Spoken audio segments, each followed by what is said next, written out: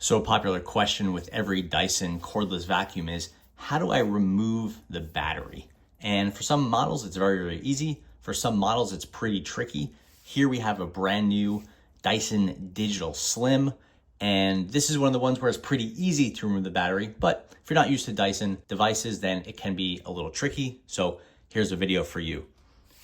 Why would you want to remove the battery? The number one reason for a vacuum like this is if you want to have a backup battery. Basically, you have a large home or a lot of area that needs to clean, and you could buy a secondary battery so that you can clean up to about 60, maybe even 70 minutes on eco mode, something like 20, 25 minutes on medium mode with 2 batteries, and then about 10 minutes on turbo. Again, that's with 2 batteries. The single battery on this one is not offering a ton of runtime because the Digital Slim is a vacuum that prizes lightweight and portability over lifespan.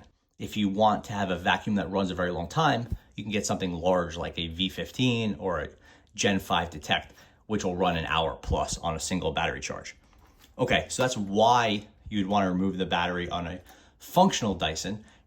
Another thing you could do is if this battery wears out over time, which it will do after a couple of years, you could just take this battery and replace it with one that you could buy direct from Dyson or aftermarket, and then the device is running new again. Just like with your phone, the lithium ion battery in here can wear out over time and it won't run as long in 5 years after hundreds of charges as it does today.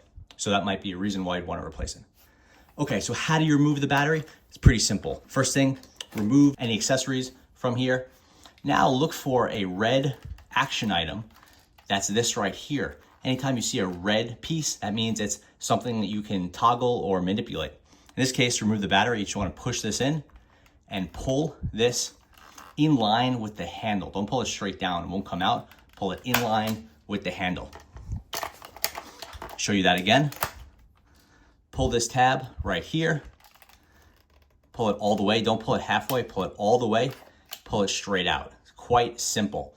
Now you can get the serial number on the inside of the device, or you could change the battery. That seemed really simple, so you might be wondering, why does this video even exist? And I'll tell you why.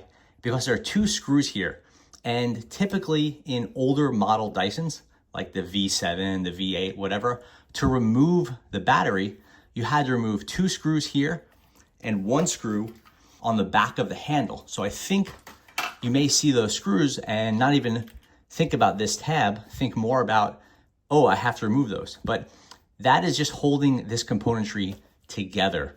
And this piece here, that's what those screws are doing. So feel free to ignore them and only focus on this red button here. Again, just make sure you're pushing it in all the way to get a full release.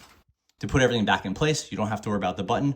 Just line up these rails right here with this kind of plug thing in here. Follow the angle of the handle. Push until you hear a nice firm click.